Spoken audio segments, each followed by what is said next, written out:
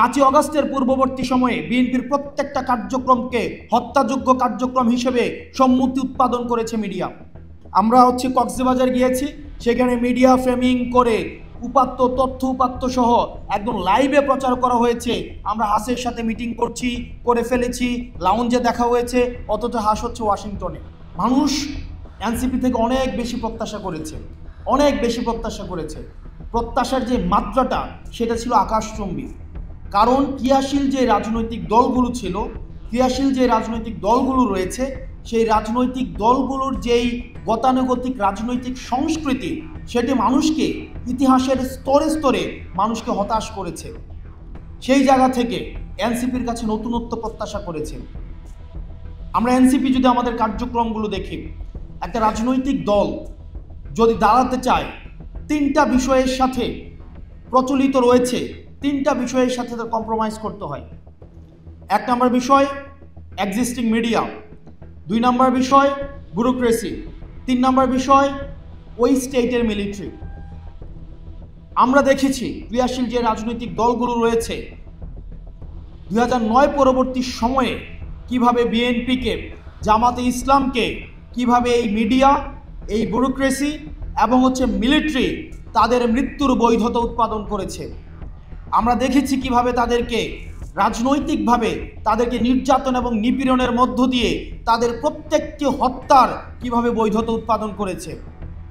কিন্তু অত্যন্ত দুঃখজনক বিষয় এবং পরিতাপের বিষয়, অভ্যুত্থান পরবর্তী সময়ে এই ফ্যাসিস্ট 3টি অপশক্তির বিরুদ্ধে এনসিপিকে একা লড়ে যেতে হয়েছে। আমরা মিডিয়ার বিরুদ্ধে সরব ছিলাম, আমরা মিলিটারির যেই অংশটা বাংলাদেশের বিরুদ্ধে কাজ করেছে, ফ্যাসিবাদের বৈধতা উৎপাদন করেছে, আমরা সেটার বিরুদ্ধে আমরা সরব ছিলাম। তৃতীয়ত, আমরা যে এই ব্যুরোক্রেসি রয়েছে, আমরা ব্যুরোক্রেসির বিরুদ্ধে আমরা সরব ছিলাম। একই সাথে যেই অলিগার্ক শ্রেণী, যেই ব্যবসায়িক শ্রেণী এই ফ্যাসিবাদকে ফুয়েল দিয়েছে, ফ্যাসিবাদকে চিন্তার জগতে, বুদ্ধির জগতে অর্থ দিয়ে এই হাসিনাকে খুনি হাসিনা হতে সহায়তা করেছে, সেটার বিরুদ্ধে আমাদের সুস্পষ্ট অবস্থান ব্যক্ত করেছি।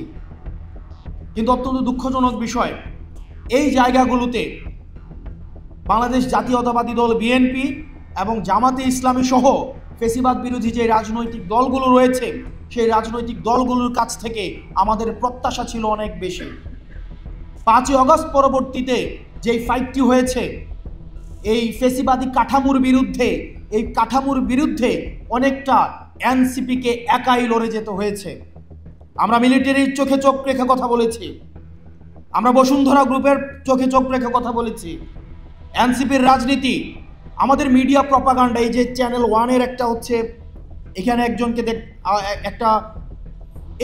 একটা রাজনৈতিক কালচারে এভাবে অ্যাড্রেস করে কথা বলাটা এটা ছিল ট্যাবু।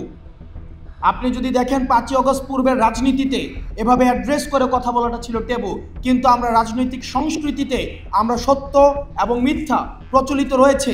আমাদের পৃথিবীতে কথা 3 ধরনের, সত্য কথা, মিথ্যা কথা এবং রাজনৈতিক কথা।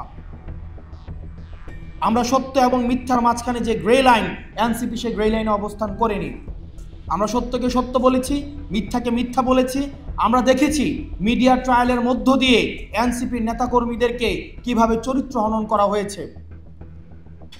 আমাদের বৈষম্য বিরোধী ছাত্র আন্দোলনের যেসব নেতাকর্মী রয়েছে অনেকের চাঁদাবাজির যে বিষয়গুলো রয়েছে সেটির দায়ভারও আমাদেরকে নিতে হয়েছে। উপদেষ্টাদের যে সীমাবদ্ধতা রয়েছে সেটির দায়ভারও আমাদেরকে নিতে হয়েছে।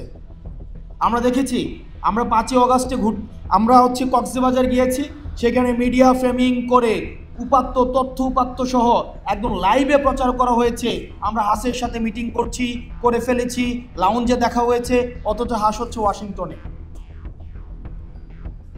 এই মিডিয়ার মধ্য দিয়ে এটা থেকে আমাদের শিক্ষা নিতে হবে। 5ই অগাস্টের পূর্ববর্তী সময়ে বিএনপির প্রত্যেকটা কার্যক্রমকে হত্যাযোগ্য কার্যক্রম হিসেবে সম্মতি উৎপাদন করেছে মিডিয়া। আমরা একটা জেনারেশনাল একটা ফাইটের মধ্যে রয়েছি। তরুণ প্রজন্ম এবং পূর্ব প্রজন্মের এই জেনারেশনাল ফাইটটাকে আমাদের ডিকোড করতে হবে। আজকে আপনারা যারা মনে করছেন এই মিডিয়ার যে ধরন, আমরা মিডিয়া বিমুখ না, আমরা মিডিয়া বিরোধী না, কিন্তু আমরা বারবার যেটা বলে এসেছি, মিডিয়াকে বস্তুনিষ্ঠ হতে হবে। আমরা দেখেছি যেই মিডিয়া ফেসিবাদের প্রত্যেকটা কার্যক্রমকে বৈধতা দিয়েছে, আমরা দেখেছি যেই পত্রিকা বলেছে যে বিদেশে বসে তারেক জিয়া হচ্ছে বাংলাদেশের বিরুদ্ধে কার্যক্রম করছে, আজকে সেই পত্রিকার আমরা হচ্ছে ফ্রন্ট পেজে দেখছি যে তারেক জিয়া হচ্ছে বাংলাদেশকে নিয়ে ভিশনারি চিন্তা করছেন। আপনি যদি এই দ্বিমুখী আচরণকে আপনি ডিকোড করতে না পারেন, তাহলে ভবিষ্যতের যে অন্ধকার, যে অদৃশ্য ছায়ার কথা আবিদ ভাই বলেছেন, সেই অদৃশ্য ছায়ার আপনাকে খুব শীঘ্রই সেই ছায়ার মধ্যে আপনাকে করাল গ্রাসে বন্দী হয়ে যেতে হবে। আমাদের রাজনীতি বন্দী হয়ে গিয়েছে, বন্ধক হয়ে গিয়েছে আমাদের ব্যবসায়ীদের কাছে, বসুন্ধরার কাছে। বাংলাদেশে আমি আপনাকে চ্যালেঞ্জ দিয়ে বলছি, এনসিপির পূর্বে ক্রিয়াশীল যে রাজনৈতিক দলগুলো ছিল, কারা এই মিডিয়া মাফিয়াতন্ত্রের বিরুদ্ধে কথা বলেছে, কারা এই ব্যবসায়ী মাফিয়াতন্ত্রের বিরুদ্ধে কথা বলেছে, আপনি কোনো জায়গায় হচ্ছে খুঁজে বের করেন। রাজনীতিবিদদের হাতে থাকতে হবে। রাজনীতি যখন চলে গিয়েছে বসুন্ধরাতে, রাজনীতি যখন চলে গিয়েছে সালমান এফ রহমানের হাতে, রাজনীতি যখন চলে গিয়েছে কারওয়ান বাজারে, রাজনীতি চলে গিয়েছে যখন ইন্ডিয়াতে, তখনই হচ্ছে যারা নীতির পথে, সত্যের পথে, গণতন্ত্রের পক্ষে থেকেছে তাদের হত্যা করার বৈধতা উৎপাদন হয়েছে। আমাদের এনসিপির ফেব্রুয়ারির 28 তারিখ হচ্ছে আমরা রাজনৈতিক দল করেছি। এই 28 তারিখের পর থেকে শুরু করে আজকের এই সেপ্টেম্বরের 20 তারিখ পর্যন্ত আমাদের অর্জন কম নয়। বাংলাদেশের সর্বপ্রথম কোনো রাজনৈতিক দল সে কিভাবে তার পরবর্তী রাজনৈতিক পরিক্রমা অতিক্রম করবে, তার অর্থনৈতিক ব্যবস্থার একটা স্বচ্ছ রূপরেখা আমরাই সর্বপ্রথম উপস্থাপন করেছি।